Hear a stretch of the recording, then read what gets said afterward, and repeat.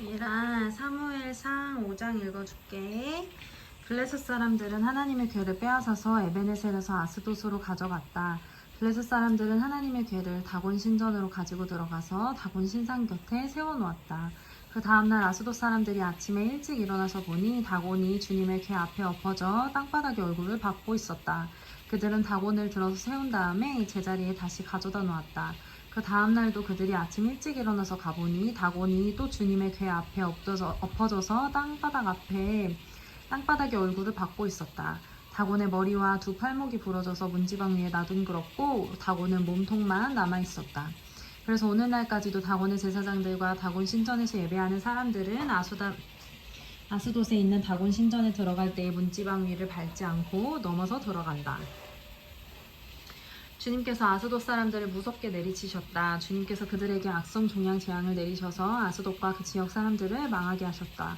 아스돗 사람들이 이것을 보고 이스라엘의 신이 우리와 우리의 신 다곤을 무섭게 내리치니 그 신의 궤를 우리가 있는 곳에 두어서는 안 되겠다 하고 말하면서 사람을 보내어 블레셋 통치자들을 모두 불러 모아놓고 이스라엘 신의 궤를 어떻게 해야 좋을지를 물었다.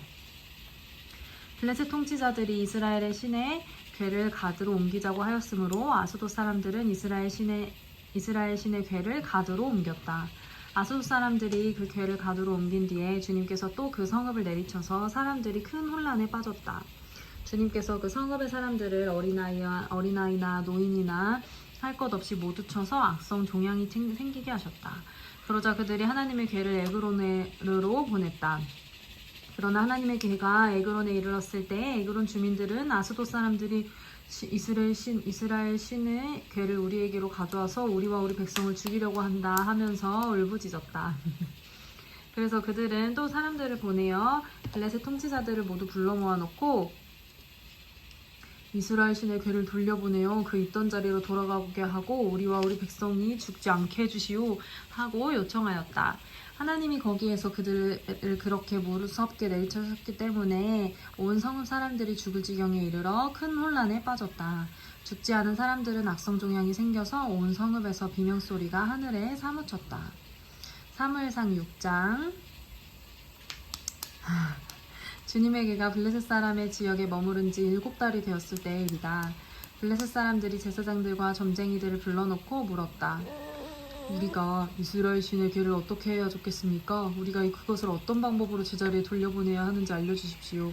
그들이 대답하였다. 이스라엘 신의 궤를 돌려보낼 때 그냥 보내서는 안 됩니다. 반드시 그 신에게 속건제물을 바쳐야 합니다. 그러면 병도 나을 것이고 그 신이 왜 여러분들에게 형벌을 거두지 않았는지도 알게 될 것입니다. 사람들이 다시 그 신에게 무슨 속건제물을 바쳐야 좋겠습니까? 하고 물었다. 그들이 대답하였다. 블레셋 통치자들의 수대로 금으로 만든 악성종양 모양 5개와 금으로 만든 쥐의 모양 5개를 바쳐야 합니다. 여러분과 여러분의 통치자들이 모두 똑같이 재앙을 당하였기 때문입니다. 그러므로 여러분은 악성종양 모양과 이 땅을 해치는 쥐의 모양을 만들어서 바치고 이스라엘의 신에게 예를 차리십시오. 그러면 여러분이 혹시 여러분의 신과 여러분의 땅을 내리치시던 손을 거두실지도 모릅니다. 그분이 왜 여러분은 이집트 백성과 이집트의 왕 바로처럼 고집을 부리려고 합니까? 이집트 사람이 이스라엘 사람을 가게 한 것은 주님께서 그들에게 온갖 재앙을 내리신 뒤가 아니었습니까? 그러므로 이제 새로 수레를 하나 만들고 아직 멍에를 메어본 일이 없는 어미소 2마리를 끌어다가 그 수레에 메우고 그 송아지들은 떼어서 집으로 돌려보내십시오. 그런 다음에 주님의 궤를 가져다가 그 수레에 싣고 여러분이 궤를 가져온 허물을 벗으려면 속건제물로 보내는 금으로 만든 물건들은 작은 상자에 모두 담아 궤 곁에 두고 그 소 2마리가 가고 싶은 대로 수레를 끌고 가도록 하십시오. 두고 보다가 그 소가 그 궤가 본래 있던 지역인 벳세메스로 올라가면 이렇게 큰 재앙은 그분이 직접 우리에게 내린 것입니다. 그러나 소가 다른 곳으로 가면 그것은 그분이 우리를 친 것이 아니라 우리가 우연히 그런 재앙을 당한 것임을 알 수 있습니다. 그래서 사람들은 시키는 대로 새끼에게 젖을 빨리는 암소 2마리를 끌어다가 수레를 메우고 그 송아지들은 우리에 가두었다.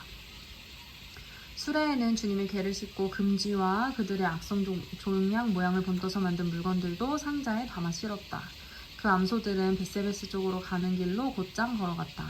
그 소들은 큰 길에서 오른쪽으로나 왼쪽으로나 벗어나지 않고 울음소리를 내면서 똑바로 길만 따라서 갔고 그 뒤로 블레셋 통치자들이 베세메스의 경계까지 따라서 갔다. 그때 베세메스 사람들은 들에서 밀을 베고 있다가 고개를 들어 괴를 보고는 기뻐하였다. 수레는 베세메스 사람 여호수아의 밭에 와서 멈추었는데 그곳에는 바위가 있었다. 큰 바위가 있었다. 그들은 나무 수레를 쪼개어 장작으로 삼고 그 소들을 번제물로 살라서 주님께 바쳤다. 레위 사람들이 그 수레에서 주님의 개와 그 곁에 있는 금으로 만든 물건들이 든 상자를 내려다가 그 큰 바위 위에 올려놓았다. 그날 베세메스 사람들은 주님께 번제물을 바치고 다른 제물도 바쳤다. 블레셋의 5 통치자들도 이것을 다 보고 나서 그날로 에그론으로 돌아갔다.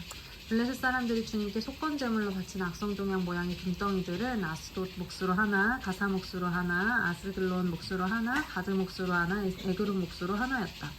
금지도 바쳤는데 그 수요는 요새화된 성읍과 성곽이 있는 마을 곧 5 통치자가 다스리던 블레셋 모든 성읍의 수와 같았다. 사람들이 주님의 괴를 올려놓았던 그 큰 바위, 곧 베세메스 사람 여호수아의 밭에 있던 큰 바위는 오늘날까지도 거기에 그대로 있다. 그때 베세메스 사람들이 주님의 계속 속을 들여다보았기 때문에 주님께서는 그 백성 가운데서 5만 70명이나 쳐서 죽이셨다. 주님께서 그 백성을 그렇게 크게 치셨기 때문에 그들은 슬피 울었다. 베세메스 사람들이 말하였다. 이렇게 거룩하신 주 하나님을 누가 감히 모실 수 있겠는가? 이 괴를 어디로 보내어 우리에게서 떠나가게 할까? 그들은 기럇 여아림 주민들에게 전령들을 보내어 블레셋 사람들이 주님의 괴를 보냈으니 내려와서 가지고 가라고 하였다. 아멘. 아멘.